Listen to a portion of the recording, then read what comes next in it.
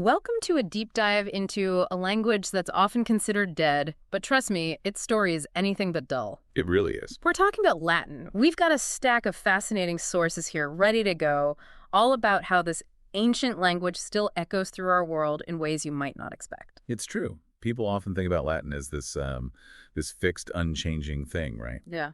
But just like any language, it has a fascinating journey of change and evolution, shaped by the people who spoke it and the world they lived in. Exactly. So to really get a feel for Latin, let's take a trip back in time to ancient Rome. Okay. Imagine walking through the bustling streets. You hear the clatter of carts, shopkeepers hawking their wares, the murmurs of political debate. But what language are they speaking? It's not Italian as we know it. Right. You're hearing Latin, but in its raw and vibrant form. Yeah. And this isn't the polished Latin of the Roman Senate or the words of Cicero. This is what scholars call Old Latin, the language as it existed centuries before those famous figures.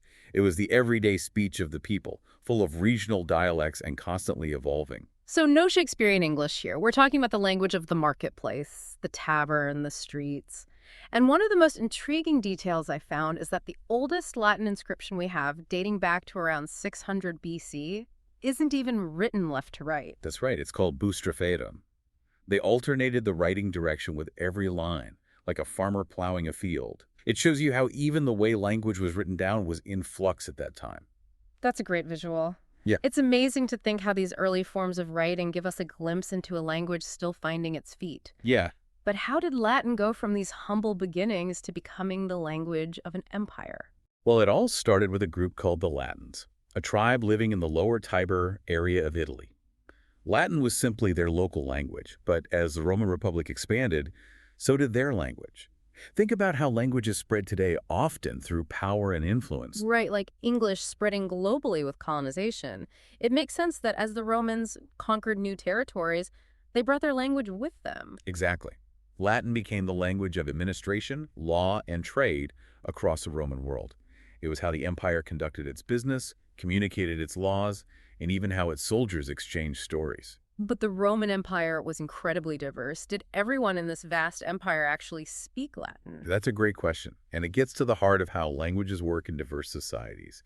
Our sources make a key distinction between classical Latin and vulgar Latin. Classical Latin was the standardized formal language you'd find in literature and official documents. It was the language of the educated elite, the kind of Latin you might study in school. So, Cicero's eloquent speeches, Virgil's epic poetry, that's classical Latin. But what about the everyday folks? What were they speaking? They were speaking vulgar Latin, which literally means, common Latin. It was the language of the people, much more fluid and prone to regional variations. Think of it this way. If classical Latin is like Shakespearean English, then vulgar Latin is how we speak casually with our friends. I love that analogy. You wouldn't order a pizza in Shakespearean English, just like a Roman farmer wouldn't be discussing the harvest in Cicero's polished prose. Exactly. And this is where it gets really interesting. While classical Latin might be what we mostly study today, it's actually vulgar Latin that holds the key to understanding the origins of the Romance languages: French, Spanish, Italian, Portuguese, Romanian, and many others. Wait, hold on. Are you saying that those languages all descended from Latin? That seems like a pretty big deal. Wow. It really does make you rethink those language family trees they show in textbooks, doesn't it? It does. It's like Latin is their linguistic ancestor. Yeah. But if these Romance languages were already starting to branch off, what happened to Latin itself after the Roman Empire fell? Did it just vanish? Not at all. It's a bit like how a family might spread out geographically, but they still share common traits and traditions.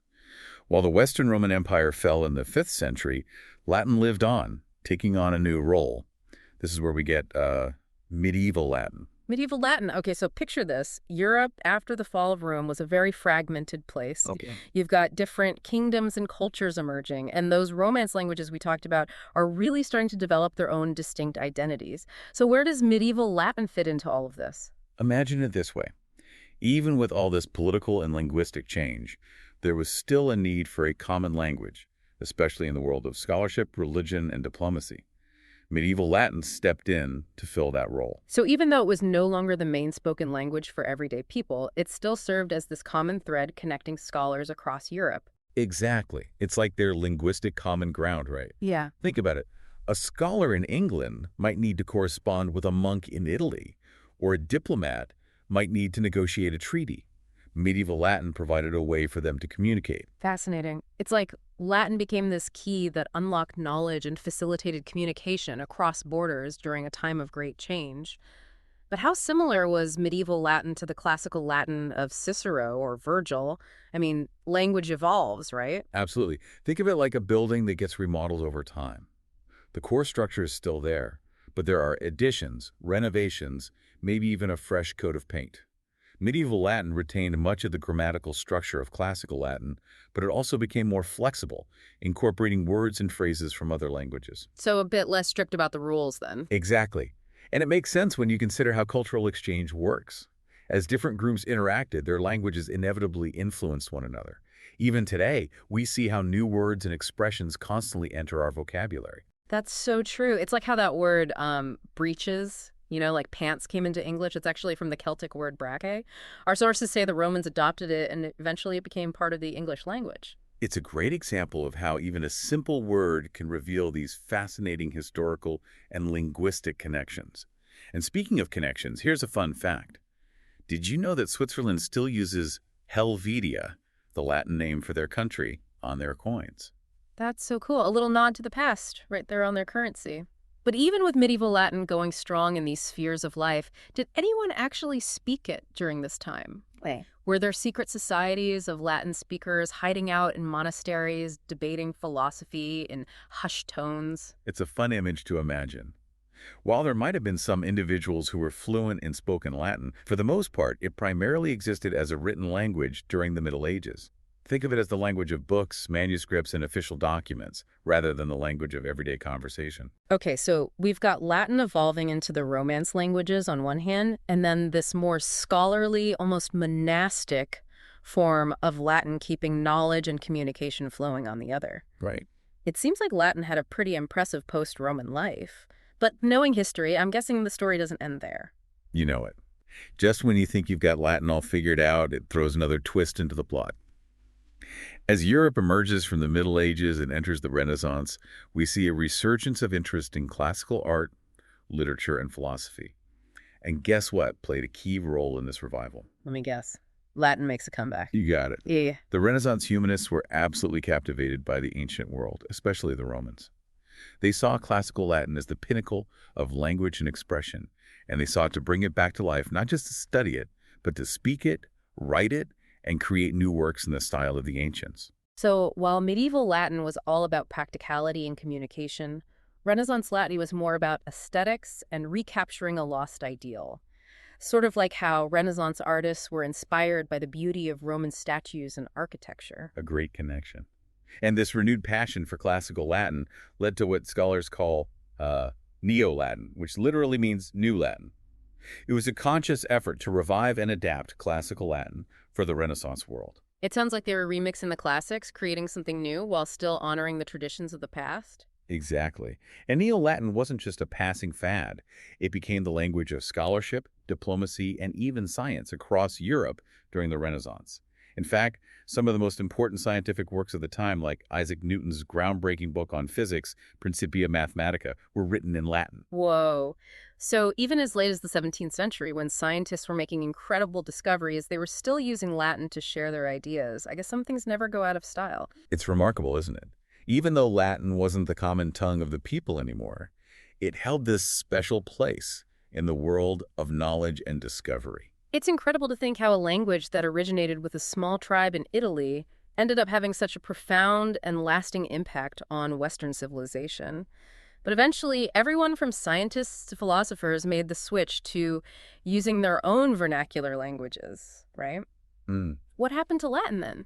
It does make you wonder, doesn't it? Why did people eventually move away from using Latin so broadly? Was it just too difficult to keep up with? Well, it's not like there was one big announcement that everyone switched over from Latin to something else.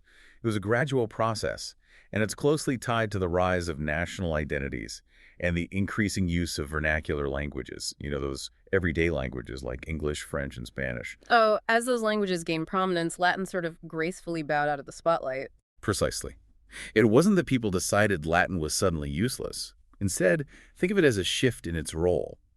It transitioned from being the primary language of scholarship and intellectual discourse to becoming more specialized.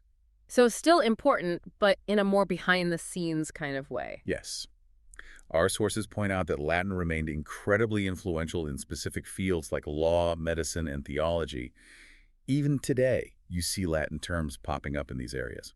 It's true, those fields still have a lot of Latin terminology. But for those of us who aren't doctors or lawyers, it feels like Latin is more of a historical artifact, something you study in school, not something that has a real impact on your daily life. I'd argue that Latin's influence is more pervasive than we realize. Think about the English language. It's a melting pot of influences, but Latin has had a significant impact on our vocabulary. Oh, yeah. I remember learning about Latin root words in school, but it always felt a bit like a word puzzle, not something that was relevant to my life. But it can be relevant. Understanding those Latin roots can actually make you a better English speaker and writer. For example, take the word transport. It comes from the Latin roots trans, meaning across, and portere, meaning to carry. So when you transport something, you're literally carrying it across a distance. That's actually really helpful. Knowing those roots gives you a deeper understanding of why words mean what they mean. It's like having an extra layer of meaning unlocked. Exactly. And it's not just about individual words. Latin has influenced our grammar, our sentence structures, even the way we think about organizing information.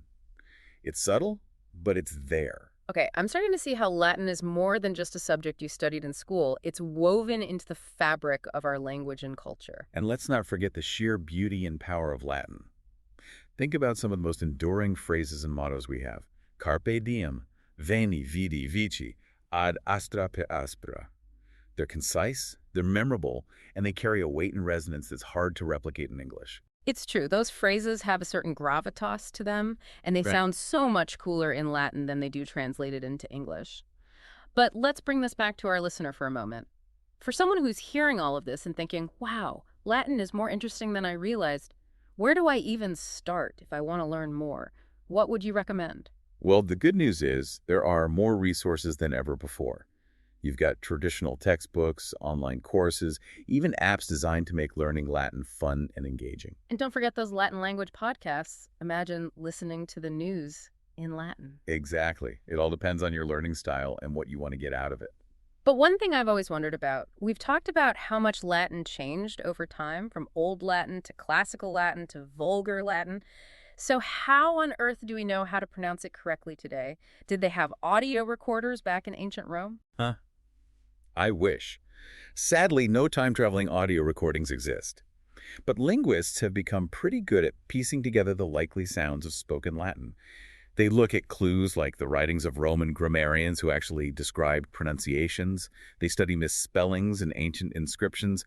Those can be surprisingly revealing. And they analyze how sounds evolved in those Romance languages, those direct descendants of Latin. So it's like a linguistic detective story. Using these fragments of evidence to recreate something that's been lost to time, it makes you realize that history isn't just dates and names. It's about trying to understand how people lived, communicated, and experienced the world. And language is a huge part of that. Absolutely. It's like we're piecing together a puzzle, trying to hear the echoes of those ancient voices. And while we may never know for certain exactly how Cicero delivered his speeches, we can get a pretty good idea. That's pretty incredible. But as fascinating as this all is, we are coming up on the end of our deep dive. So for our listener, what's the one big takeaway you'd want them to remember about Latin? I think the most important thing to remember is this. Latin is much more than just a dead language. It's a vibrant, dynamic force that has shaped Western civilization and continues to echo through our world today. It's in the words we use, the books we read, the buildings we admire, even the way we think. It's a thread that connects us to a rich intellectual and cultural heritage that spans centuries. Exactly. And while learning Latin might seem daunting at first, it's an incredibly rewarding journey that can deepen your appreciation for language, history, and even your own place in the world. So beautifully put. Learning even a little Latin can unlock new levels of understanding and appreciation, whether it's for a single word, a philosophical concept, or even an ancient inscription. It's like having a key to a secret garden just waiting to be explored, and who knows what you might discover along the way.